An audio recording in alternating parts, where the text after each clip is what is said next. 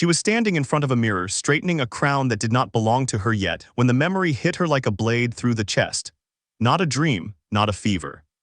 A memory of an entire life she had never lived, a novel she had read 3 winters ago back when she was someone else, someone who turned pages on a train and cried over a villainess nobody was supposed to cry for. Lady Seraphine Voltane, age 19. Executed in the palace courtyard for a crime she did not commit, while the crowd cheered and the prince she loved did not even look away.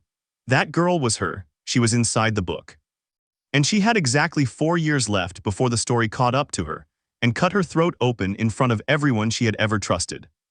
Her hands were shaking so hard the hairpin fell from her fingers and clattered against the marble floor, the sound echoing through a room suddenly too large, too cold, too final. For one long, silent moment, Seraphine did not move. Then something in her chest, something old and furious and finally awake, settled into place. If the story already knew how she was going to die, then she would be the first villainess in history to read her own ending and simply refuse it. The Voltane estate smelled like her mother's dead roses that morning, sweet and slightly rotten, and Seraphine sat very still at her vanity while her maid, Aline, pinned her hair with hands that trembled from nerves that were not her own. Everyone in this house walked on eggshells. Duke Voltane's temper was a weather system, not a mood, and the servants had learned to read the sky before it broke. Seraphine had spent 3 days pretending nothing had changed. 3 days of forcing her spoon through breakfast porridge she couldn't taste, of nodding at conversations she couldn't hear, of replaying a single scene from a book over and over until the words stopped feeling like fiction and started feeling like prophecy. In the novel, The Rose That Never Blooms, she had been the antagonist.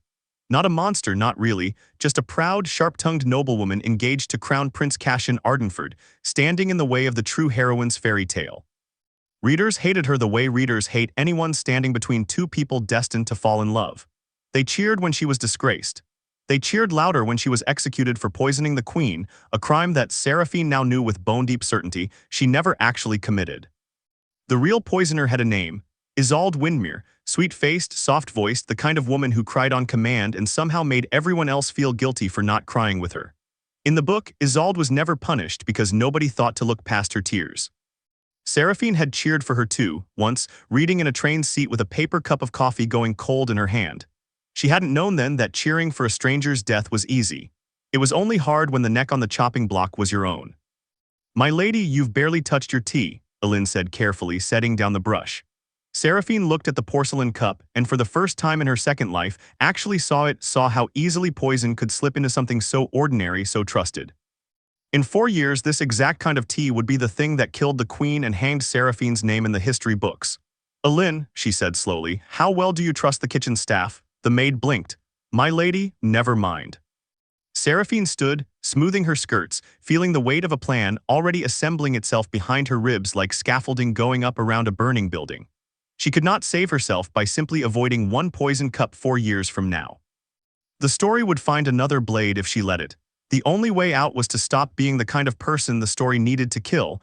That meant breaking her engagement, publicly, cleanly. Before the prince's heart ever had the chance to wander toward the golden-haired commoner-turned-noble who was, according to the book, due to arrive at court within the season.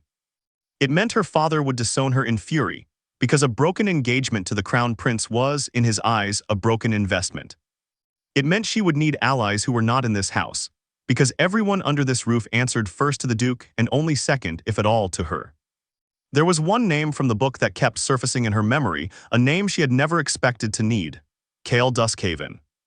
A knight with no family, no fortune, and no patience for court games. A man the novel had painted as a minor, cold-side character who eventually, quietly, brought down the entire Windmere conspiracy 2 years too late to save her.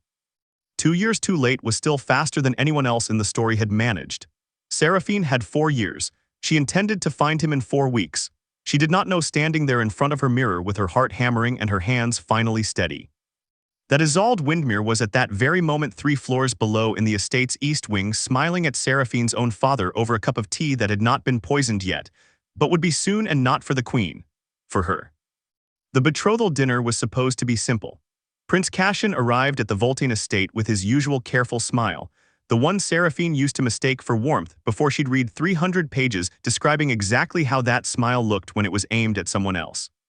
Golden hair, sea-glass eyes, a voice trained since childhood to sound sincere in every room he entered. In the novel, readers had adored him. Seraphine now watched him take his seat and felt something closer to pity than heartbreak. "You look pale, Lady Seraphine," Cashin said, pouring her wine himself, which was, she remembered, exactly the kind of small performative kindness that made the heroine of the story fall for him in Chapter 4. "Are you unwell? Only tired of pretending, Your Highness," she said. Her father's fork paused halfway to his mouth. Cashin's smile flickered just slightly, the way a candle does before a draft finds it. "I beg your pardon."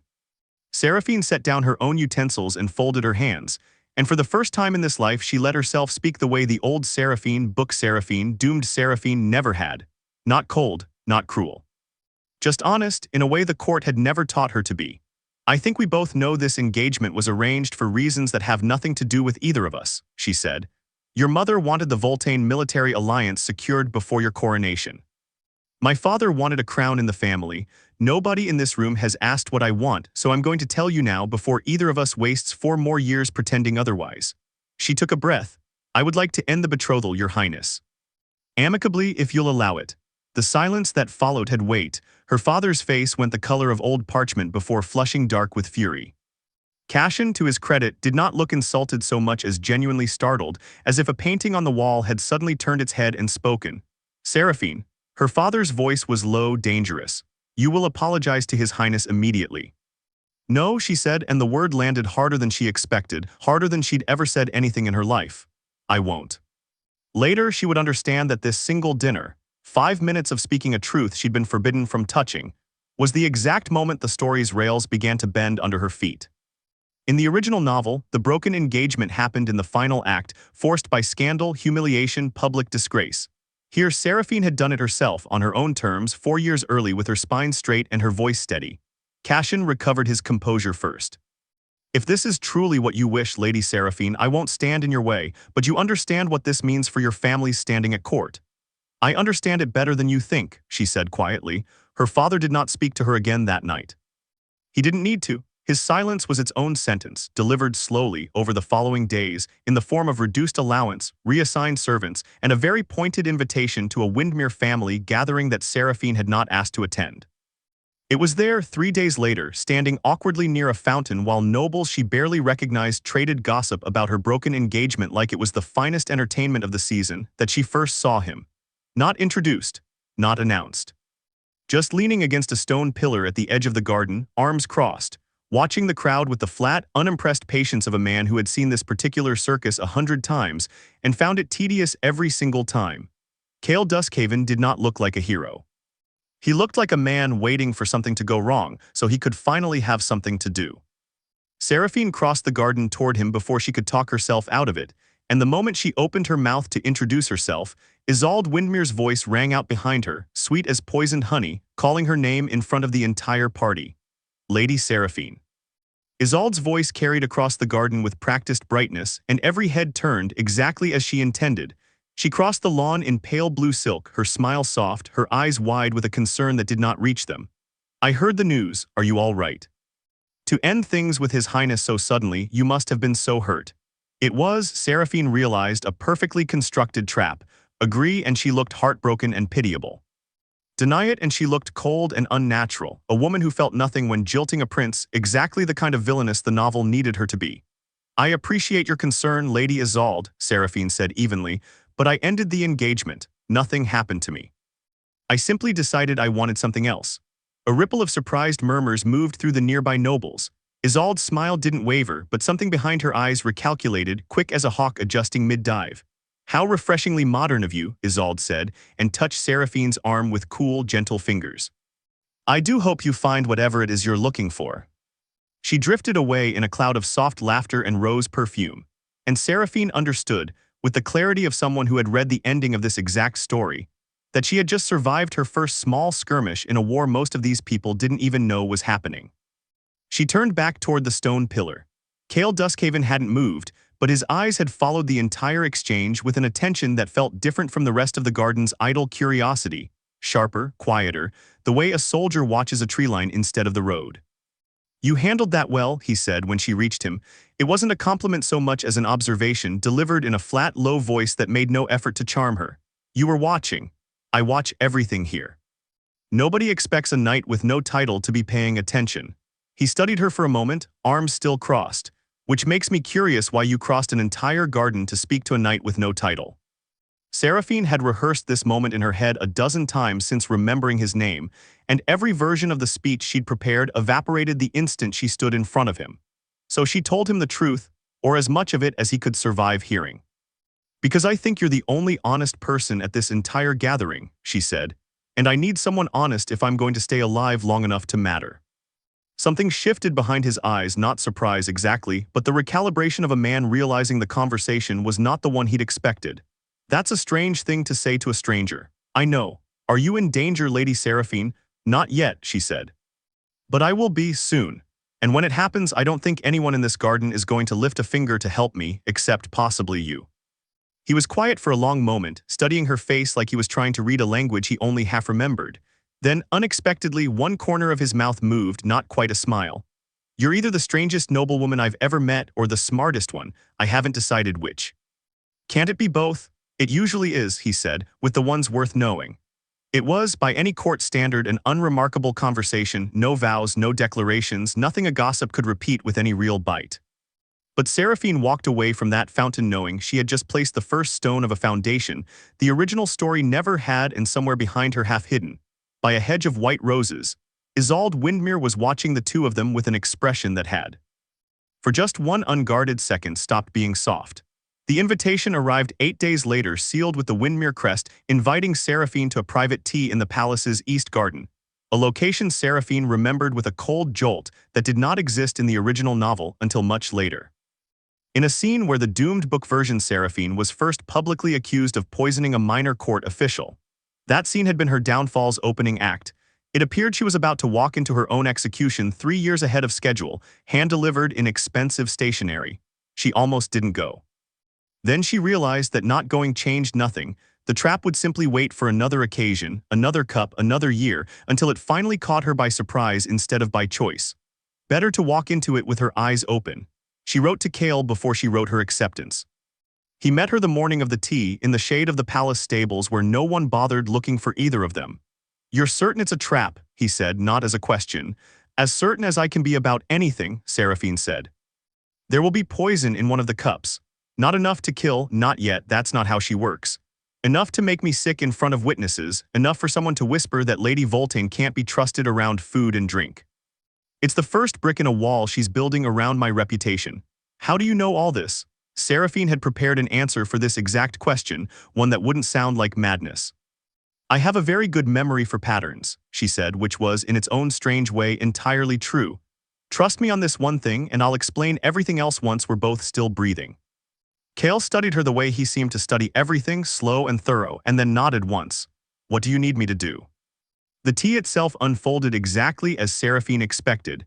Isolde radiant and gracious, 3 other noblewomen invited as an audience dressed up as friendship, a servant pouring 5 identical cups from what looked like a single silver pot. Seraphine watched the pouring with the careful, patient eyes of someone who had spent 4 sleepless nights, memorizing exactly which of Isolde's mannerisms in the book had always preceded a lie. When the cups were set before them, Seraphine reached for hers, lifted it halfway to her lips, and then, with perfectly timed clumsiness, allowed her sleeve to catch the edge of the saucer, sending the tea spilling harmlessly across the white tablecloth instead of down her throat. "Oh, how clumsy of me," she said, dabbing at the spill with a napkin while a servant rushed forward with fresh linens. "I'm afraid I've ruined the cloth, Lady Isolde. Please, allow me to send a replacement from my own household stores as an apology." It was a small thing, an accident to any onlooker.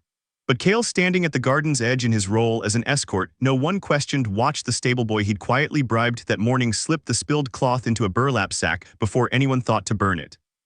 And Isolde Windmere's polite smile held for one heartbeat too long before settling back into place. The exact kind of crack in the porcelain that told Seraphine she'd guessed correctly, and that Isolde now knew someone else had guessed it too. That night, an alchemist Cale trusted, a quiet, unlicensed woman who worked out of a shop with no sign above its door, confirmed what the stained cloth contained. A compound that would have caused fever, vomiting, and several days of humiliating illness. Nothing fatal, nothing traceable back to a single source. Exactly the sort of poison a careful person used to plant doubt rather than commit murder. Seraphine held the alchemist's written findings in her hands and felt, for the first time since remembering her own execution, something that wasn't fear. It was leverage. Proof of poison was not, Seraphine quickly learned the same thing as power. She could not simply march into court waving a stained tablecloth and accuse the daughter of one of the kingdom's oldest families, not without evidence tying the poison directly to Isolde's hand, and certainly not while her own father was for reasons she was only beginning to understand. Unusually friendly with House Windmere, that friendliness had a source and Kale found it before she did. Your father owes them money, he told her one evening in the same shadowed corner of the stables that had become their unofficial meeting place. A significant amount. Windmere shipping contracts have been quietly propping up half your family's estate income for the last 3 years. Seraphine absorbed this the way she absorbed most unpleasant truths lately, slowly, and then all at once. It explained everything. Her father's fury at the broken engagement wasn't only about status.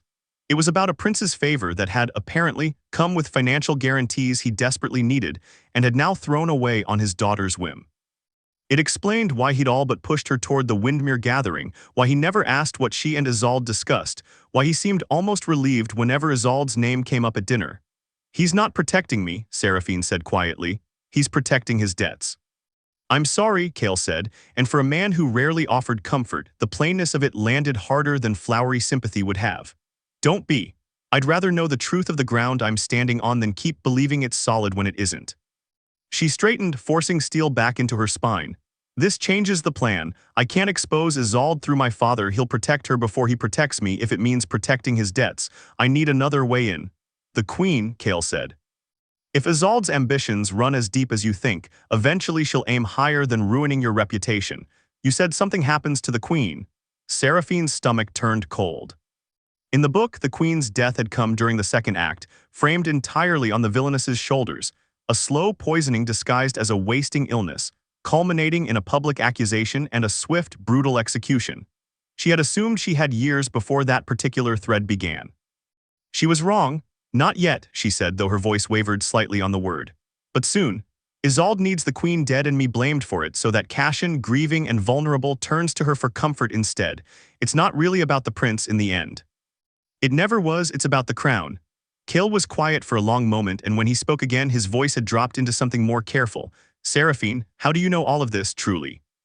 She had known this question was coming since the fountain, since the stables, since the first moment she'd trusted a man with pieces of a plan too precise to be guesswork. She looked at him now, steady, unimpressed by titles, the only person in this entire gilded, rotting court who had never once asked her for anything except the truth, and decided that if she was ever going to say it out loud to a living soul, it may as well be him. Because I've read this story before, she said. Every page of it. I know how it ends if I do nothing, Kale. I know exactly how I die. He did not laugh, he did not call her mad, he simply watched her, absorbing the impossible thing she'd just handed him, and asked the only question that mattered. Then tell me how it ends if you do something. Word of the broken engagement, the stained tablecloth, and Seraphine's increasingly frequent appearances in the company of an unranked knight had, predictably, reached the Queen's private chambers within a fortnight. Queen Adelinde Ardenford was not a woman easily impressed by court gossip, but she was Seraphine remembered from the book's earliest chapters, sharper and more watchful than her son ever gave her credit for, a detail the original story had wasted. Since the Queen died before her suspicions could ever be voiced aloud.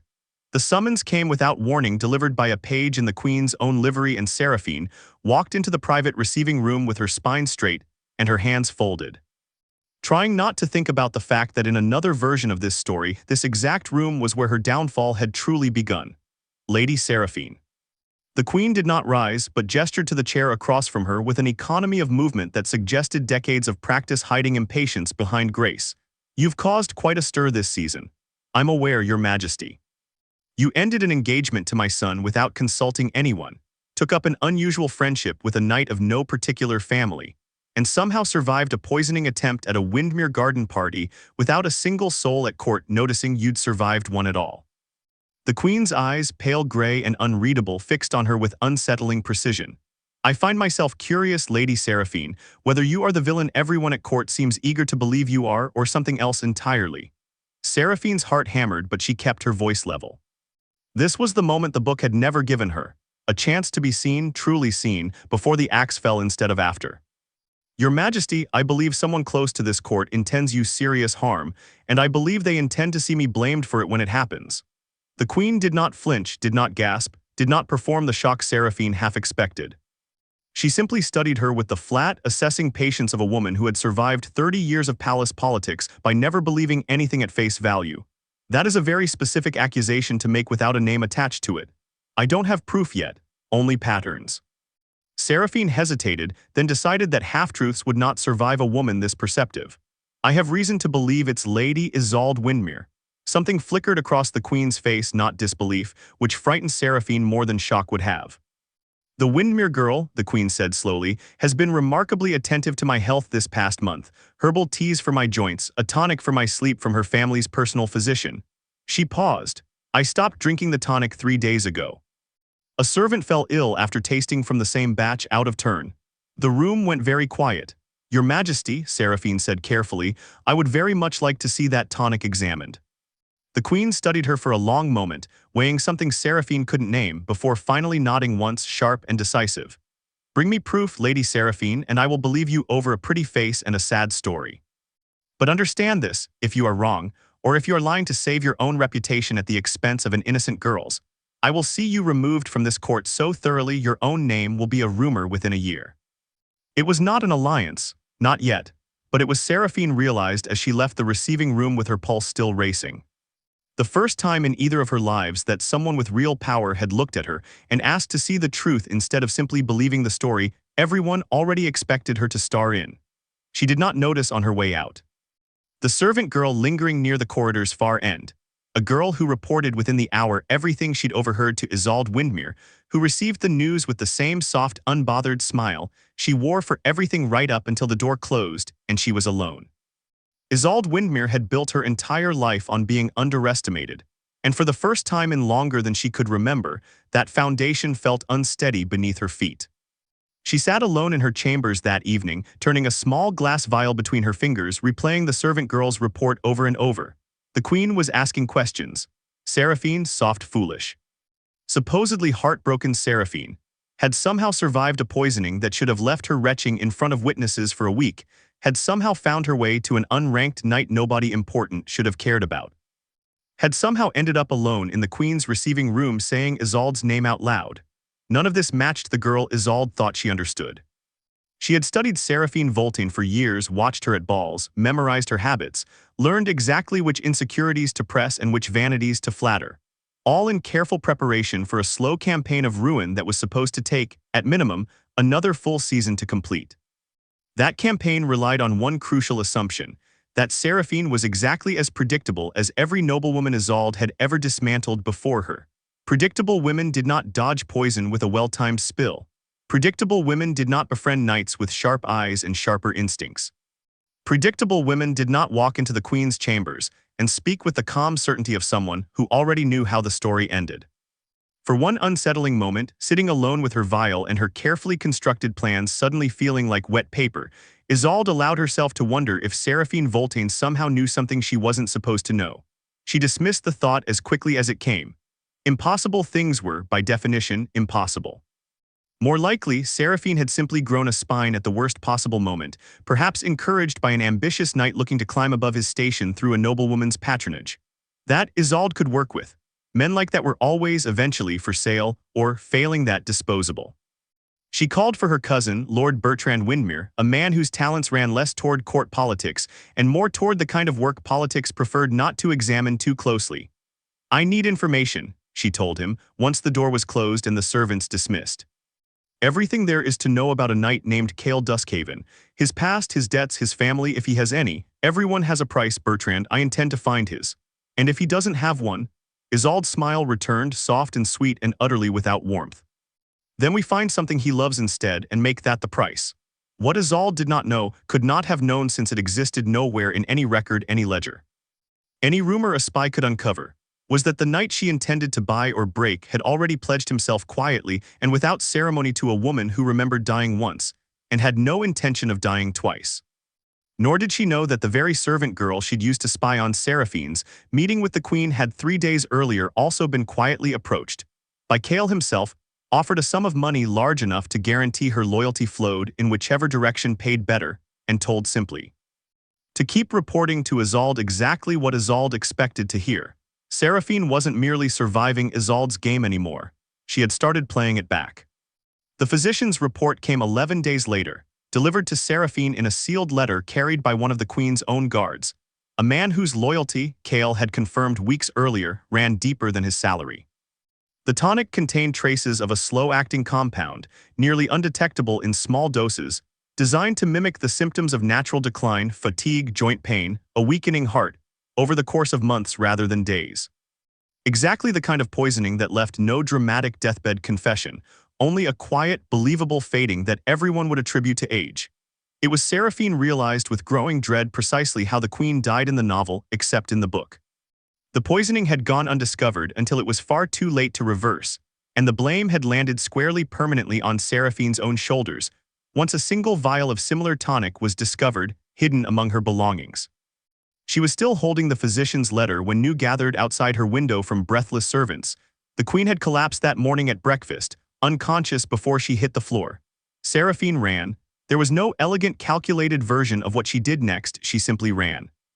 Skirts gathered in both fists through corridors, she barely saw toward the royal wing, where a crowd of panicked nobles and guards had already gathered outside the Queen's chambers, held back by a wall of royal guardsmen, with faces carved from stone.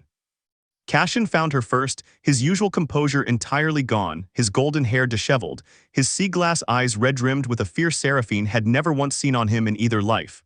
"They don't know what's wrong with her," he said, voice cracking. "The physicians think it might be her heart, but it came on so suddenly." "It's poison," Seraphine said, and the words came out sharper and louder than she intended, cutting through the corridor's frightened murmur like a blade. "Cassian, listen to me. It's poison, slow-acting, hidden in her tonic. I have proof." For a terrible, suspended moment, she watched him weigh her words against everything the court had been whispering about her for weeks: the broken engagement, the strange new alliance with an unranked knight, the rumors that painted her as bitter, scorned, dangerous. She watched him almost choose the rumors instead of her. Then his eyes dropped to the sealed letter still crumpled in her fist, and something in his expression cracked open. "Show me." She thrust the physician's report into his hands, and while he read it with shaking fingers, Seraphine turned to the nearest guard captain and said, with a firmness she did not entirely feel, "Someone needs to search Lady Isolde Windmere's chambers immediately, before she has time to clear them. If I'm wrong, arrest me for slander. If I'm right, we may still have time to save the Queen's life." The guard captain hesitated, glancing toward Cassian for confirmation he had no formal right to give, since it was not his crown to command. "Do it," Cassian said, voice hoarse but steady now, decision hardening his face into something that, for the first time since Seraphine had known him in either life, looked genuinely like a king's. "Search her chambers, now." By the time the guards reached the Windmere townhouse across the city, Isolde Windmere was already gone, and so, they discovered with grim, sinking dread, was every trace of the tonic's ingredients, the private correspondence, the ledgers that might have proven anything at all.